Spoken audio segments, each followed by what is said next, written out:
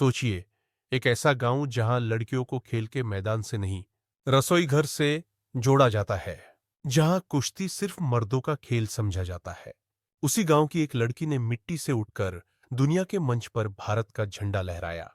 यह कहानी है गीता फोगाट की, भारत की पहली महिला पहलवान जिसने गोल्ड मेडल जीतकर इतिहास रच दिया।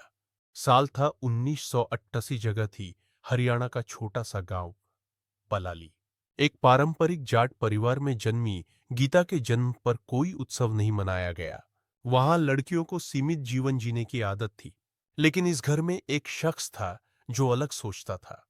उनका नाम था महावीर सिंह फोगाट, एक राष्ट्रीय स्तर का पहलवान जिसने अपने सपनों को अधूरा छोड़ दिया, लेकिन चाहा कि उसकी संतानों के जरिए वो सपने पूरे हों। पहले वो चाहता था कि उसका बेटा कुश्ती में नाम करे, लेकिन बेटा नहीं हुआ। तब उसने कहा, बेटा नहीं हुआ तो क्या हुआ, बेटियां ही दंगल करेंगी।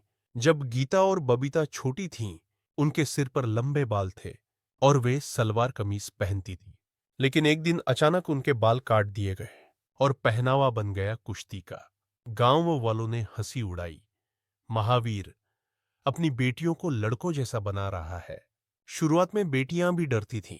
सुबह बजे की कड़क ठंड में उठकर दौड़ लगाना, खेतों में ट्रेनिंग, पत्थरों को उठा उठाकर शरीर को मजबूत करना, ये सब आसान नहीं था।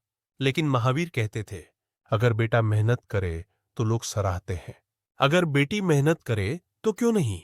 धीरे धीरे गीता और बबीता ने अपने पिता के उसूलों को अपनाना शुरू कर दिया। लेकिन गांव के लोग अब भी कहते हैं, लड़कियां कुश्ती करेंगी तो कौन शादी करेगा, क्या इज्जत रह जाएगी। पर महावीर डिगे नहीं।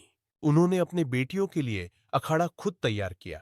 पुराने टायर, रस्सी, मिट्टी, सब कुछ खुद अपने हाथों से बनाया। कभी कभी गीता रोती, हार मानती, लेकिन पिता कहते, जीत हमेशा तकलीफ के बाद आती है।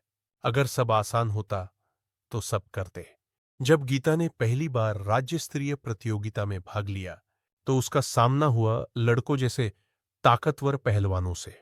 लेकिन उसने एक के बाद एक सबको पछाड़ दिया। धीरे धीरे उसका नाम पूरे हरियाणा में फैलने लगा। 2006 में गीता ने जूनियर नेशनल में गोल्ड जीता। फिर 2009 में कॉमनवेल्थ चैंपियनशिप में सिल्वर मेडल और सभी को चौंका दिया। 2010 दिल्ली कॉमनवेल्थ गेम्स, पूरे देश की नजरें गीता पर थीं। प्रेशर बहुत था, क्योंकि ये भारत की पहली महिला पहलवान थी जो अंतर्राष्ट्रीय स्तर पर मैट पर उतर रही थी। गीता ने एक एक करके विरोधियों को हराया और फाइनल में जब उसने कनाडा की पहलवान को हराकर गोल्ड मेडल जीता, पूरा भारत गर्व से खड़ा हो गया। उस जीत के बाद न केवल गीता का जीवन बदला, बल्कि हजारों लड़कियों का हौसला बढ़ा। जो गांव कभी ताने देता था, वही अब कहने लगा, हमारी बेटियां भी गीता बनेंगी। भारत सरकार ने गीता को कई सम्मानों से नवाजा। वो स्पोर्ट्स आइकन बन गईं। उनकी बहन बबीता फोगाट ने भी बाद में गोल्ड जीता। फिर विनेश, प्रियंका, रितु, फोगाट परिवार की हर बेटी अखाड़े में उतरी और देश को गौरव दिलाया।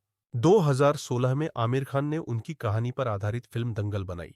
फिल्म ने करोड़ों लोगों को यह समझाया कि लड़कियां किसी भी मायने में कम नहीं है। म्हारी छोरियां छोरों से कम है के? ये डायलॉग आज हर बेटी के दिल में गूंजता है। 2016 में गीता की शादी हुई पहलवान पवन कुमार से। उनकी शादी में प्रधानमंत्री नरेंद्र मोदी से लेकर कई हस्तियां शामिल हुईं। शादी के बाद भी गीता ने कुश्ती नहीं छोड़ी।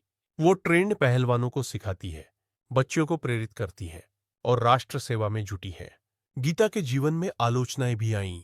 कभी फॉर्म खराब हुआ, कभी मीडिया के निशाने पर रहीं, लेकिन उन्होंने कभी हार नहीं मानी। उनका कहना है, मैं हार मान सकती हूं, लेकिन रुक नहीं सकती।